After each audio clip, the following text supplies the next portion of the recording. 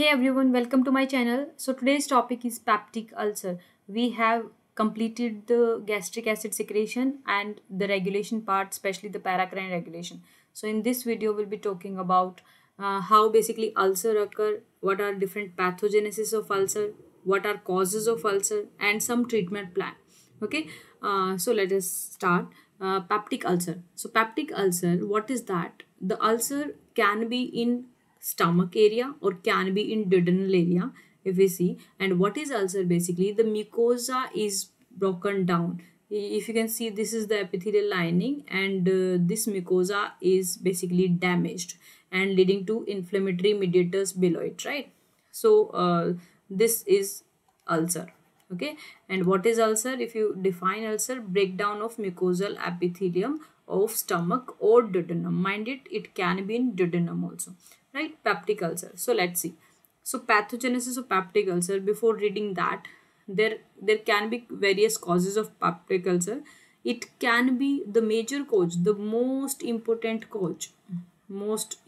cause is H. pylori, Helicobacter pylori. Okay. Second cause is NSAIDs, non-steroidal anti-inflammatory drug. For example, brufen or diclofenac, right? These salts we often take as painkillers. So what are these? These are basically COX inhibitor. COX inhibitor, what is COX inhibitor? COX is basically when we eat arachidonic acid and that is converted to prostaglandins. This pathway is called COX, and prostaglandins are basically increasing the mucosa. Which mucosa? It's mucosa bicarb barrier. Mucosa bicarb barrier, which basically protect us. The if this is your stomach lining, so it basically cover the stomach lining so that acid is here. So this acid basically is not able to penetrate and damage the gastric mucosa. So that is a role of this barrier, mucosa bicarb barrier, right? Mucous bicarb barrier. So this is a role of prostaglandin. So what if the COX is inhibited? COX pathway is inhibited because of painkiller. Prostaglandin will not be synthesized and hence the barrier will not be formed. So kind of the barrier is not there. So ultimately ulcer can be because of two things. One is hyperacidity, if acid secretion is basically increasing, right? Or there is decreased protection or decreased barrier. So these two causes ultimately contribute to formation of peptic ulcer, right? Other causes, the risk factors are alcohol, smoking and hyperacidity. So these are causes of peptic ulcer. So this image is basically showing the ulcer and showing H. pylori infection. So this is H. pylori. So H. pylori, which is Helicobacter pylori, it basically colonizes the epithelial cells and decreases the production of mucus. So how this basically causes the ulcer? Let's see that. So what happens basically if this is epithelial lining, right? This is epithelial lining, fine, and here we have H. pylori. H. pylori. Normally the barrier is there, but as we take for example various NSAIDs, the barrier is damaged. Okay, one thing. So H. pylori have some characteristic features which are helping H. pylori to cause ulcer. First thing is lipopolysaccharide. Lipopolysaccharide. What is lipopolysaccharide? It basically has, if we see H. pylori, it has in outer, this is outer layer basically around the H. pylori, which help in attachment of the H. pylori to the cells. First thing. Second thing is it has a enzyme here on the surface, various enzymes present over the surface, and this enzyme is called urease. What urease do is it convert urea to ammonia and CO2, right. So what is ammonia? Being alkaline, this is alkaline obviously. Okay, so if it secrete urea, because of urease it basically secrete ammonia, right. If ammonia is there, it is going to neutralize the surrounding acid. It is neutralizes acid. Okay, so it can neutralize the acid surrounding it, which help in this bacteria survival of this bacteria. Okay, so this is basically so let's take some other color. Okay, so survival first thing. Okay, next is it basically secrete two toxins.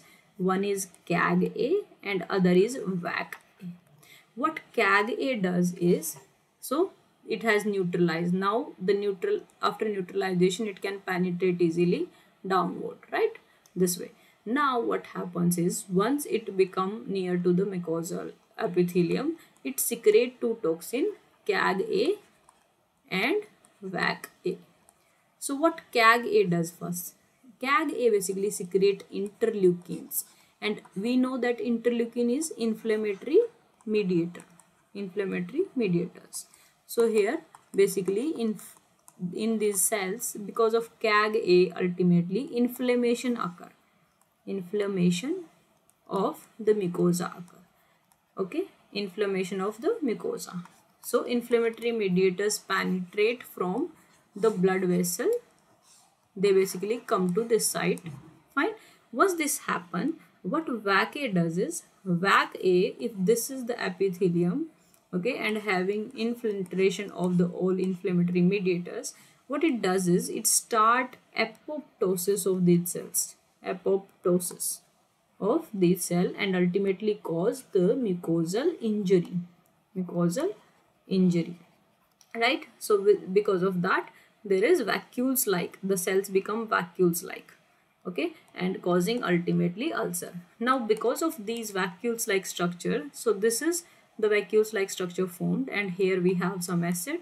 So acid is going to penetrate and it increase the wound. Okay, it increase the inflammation and further it damage the cell. So ultimately mucosal injury causes mucosal damage, and that we call as ulcer. So now are you clear about how H. pylori is going to cause ulcer? Right. So this is just a summary slide of how basically flagella is helping movement of H. pylori. Urease is helping neutralize the gastric acid because of ammonia formation, right? And the VAC-A is basically causing the mucosal injury, and ultimately CAG-A is because of inflammatory mediators, it causes inflammation. So that's how H. pylori causes ulcer. Okay.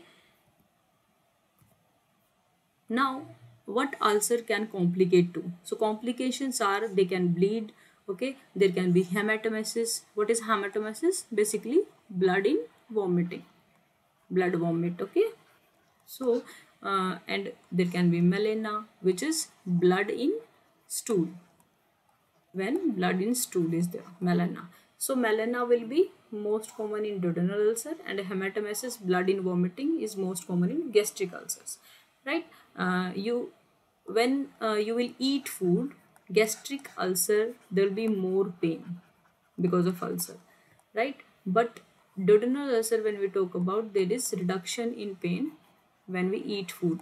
After 2 hours, when food reaches the duodenum and irritate the ulcer, obviously there will be more pain, right? So other complications are obviously the ulcers. They can keep on penetrating and ultimately make a pore like structure, perforation of the mucosa. And if this perforate, obviously the gastric acid or duodenal contents, they seep into the peritoneum, causing peritoneal inflammation, peritonitis. And if it heal at this point, there can be a scar form. So scarring lead to if the scar is big, it can lead to obstruction of the intestine. So these are some complications. Talking about treatment last. So treatment is basically, you have to treat H. pylori first thing, which is most common. Obviously for that we have antibiotics. Then we have Rentec. Rentidine or Rentec is basically the H2 blocker. H2 blocker, it basically decrease the histamine, which increases the HCl secretion. So if it is decreased, there is acid secretion is also reduced, right? Then we have proton pump inhibitor. Proton pump inhibitor. So if the pump is which basically help in secretion of HCl in parietal cell toward lumen, Okay, these are the cell which is helping hydrogen potassium ATPase. So these are inhibited. Proton pump inhibitor, for example, PANTOP. Okay, so ultimately it decreases the same thing, acid secretion. There can be acid neutralizer, aluminum or magnesium salts which directly neutralize. These are basic agents which neutralize the acid into the stomach. And obviously behavioral modification like NSAIDs should not be taken frequently, and any food irritating mucosa, that should not be taken. Okay, anticholinergic drugs can be taken to reduce. The cholinergic system is basically helping increase the secretions of gut, right? Cholinergic. So anticholinergic will reduce the secretion, especially acid. Okay, and there can be some agents which increase the mucus barrier. So for example, bismuth compounds like sucralfate, which can help in healing of the ulcers. So we have talked about gastric ulcer, we have talked about pathogenesis of gastric ulcer, some complications and treatment part of gastric ulcer. I hope this topic is understood now. If you have any query, you can comment below. Please share to others also to help. Thank you so much for watching. Please subscribe if you like my videos. Thank you so much, guys.